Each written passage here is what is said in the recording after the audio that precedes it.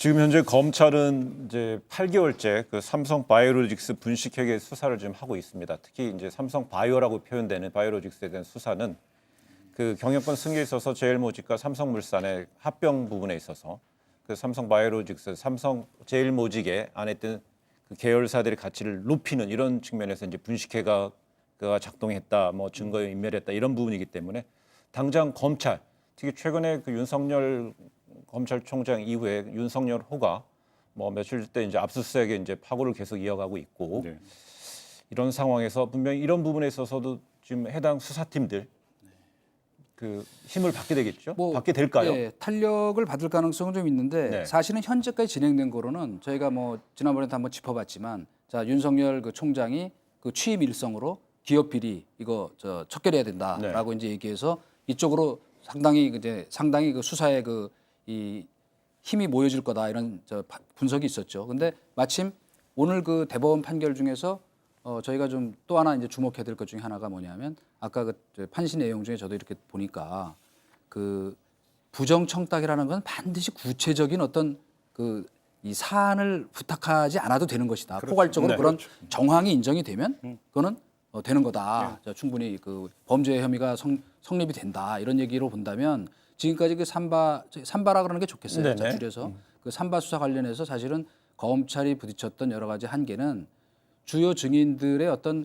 직접적인 이 분식회계라고 하는 것이 과연 승계를 위한 것이었나 하는 것을 입증하는 데는 상당히 지금 어려움을 많이 겪었어요. 네네.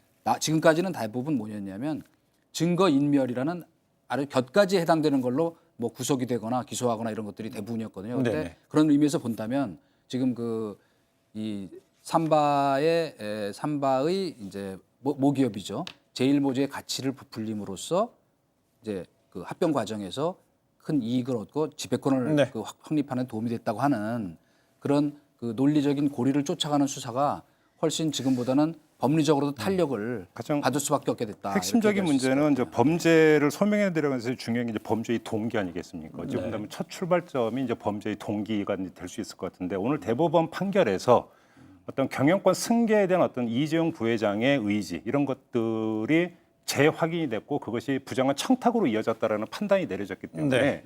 이 삼바 수사에 있어서 이 범죄 구성 요건들을 쭉 해 들어가는 데서 범죄의 동기를 설명해 들어가는데도 네. 일단은 좀 그 장애물이 뚫린 것이 아니냐 이렇게 본다면 수사가 상당히 탄력을 받아서 갈 가능성이 있고 공소가 이루어진 다음에 그 법정 안에서의 다툼에 있어서도 상당히 어떤 검찰 입장에서는 유리한 고지를 점하게 됐다 이렇게 봐도 될 것 같아요.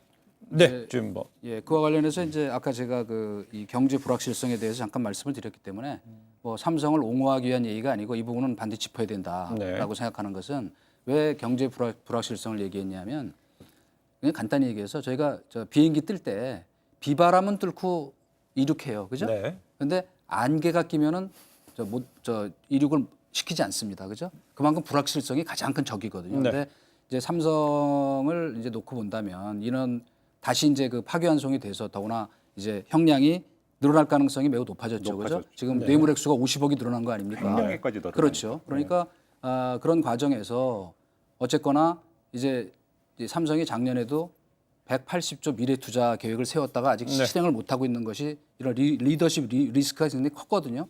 게다가 지금 대외적인 여건도 큰데 말하자면 이제 뭐 미중 간의 무역 갈등이니 뭐 여러 가지 반도체 이제 업황에 지금 뭐 퇴존이 그다음에 수출도 급감하고 이것 때문에 심지어 법인세까지 지금 거의 19조 가까이 지금 줄어든다고 예측되는 판이니까 저는 이제 앞으로 이제 재판부에 또 이거는 어떤 그 저기에 달려 있겠습니다만은 그 이제 2심 재판부가 어떻게 이제 다루느냐에 달렸겠지만 이런 부분에서는 그 이제 그걸 뭐 사법 자제라고까지 얘기할 수 없지만 그런 또 지혜도 같이 발휘해서 인신 구속은 좀 신중했으면 좋겠다. 바로 저는 그 개인적으로는 점인데요. 그 생각입니다. 리더십 그 리스크가 이렇게 직접 영향을 미치지 않게. 대법원 판결 전에 사실은 좀 일각에서 걱정을 했던 게 지금 이제 그 일본의 경제 보복으로 인해서 그 직격탄을 맞았던 1순위가 바로 삼성전자였고 이런 어떤 대외적 환경 속에서 과연 대법원 판결이 왜곡되는 게 아닌가 바로 이런 어떤 환경적 요인을 고려를 해서 네.